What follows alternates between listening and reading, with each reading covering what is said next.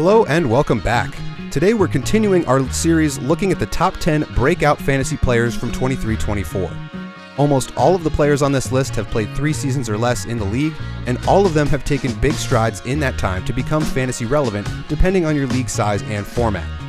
I do want to mention that this list does not include rookies, a few of whom broke out in a big way last year, but we'll keep them for a separate video.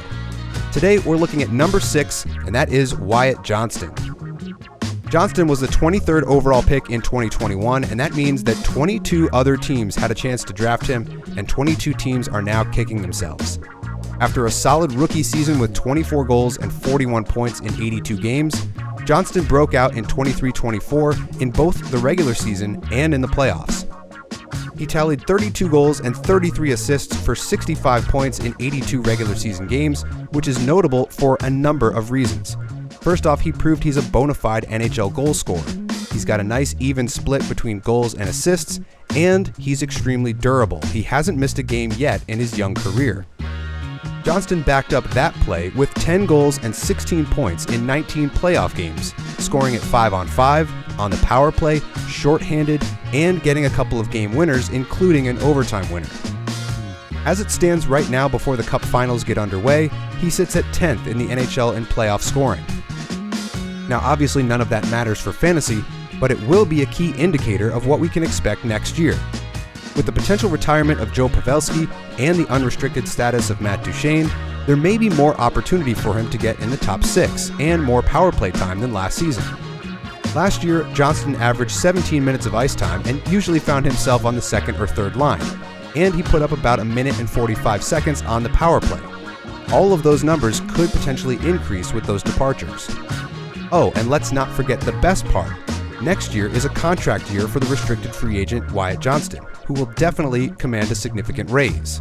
As we turn to his player hub, we can see what he does well. Now he's a dual position center right winger, which means he gives you some positional flexibility, but he also gives you elite level goal scoring and shot volume. So 90th or 94th percentile in goals per game, 0.39 is really nice to see there.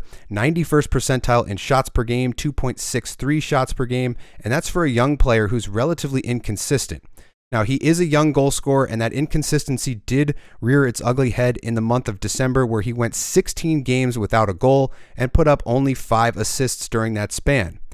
But he does do it well when it matters most. So from the month of March onward, he put up 13 goals and 22 points in the final 20 games of the regular season, including a 3-goal, 5-point game, a 4-game goal streak, and a few multi-point games to boot. During that stretch, he was scoring at a 53-goal pace and putting up 1.1 points per game.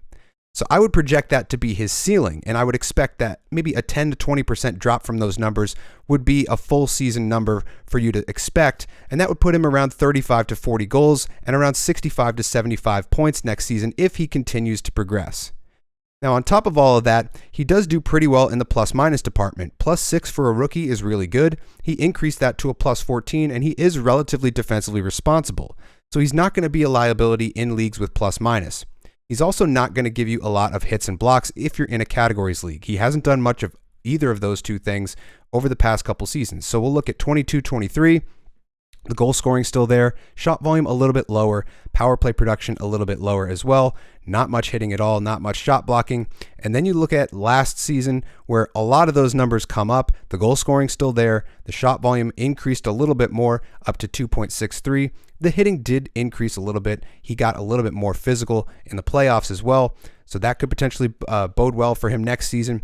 But you're mainly getting him for the goal scoring, the shot volume, a couple of assists there as well, as he had a nice even split between goals and assists during the regular season. And the increased power play production could potentially come with that increased ice time.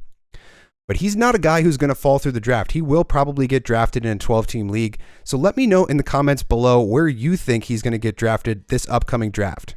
But that's going to do it for this video. Stay tuned as we will take a look at number 5 on this list in the next video. Thank you all for watching this off-season content, and as always, I'll see you in the next one.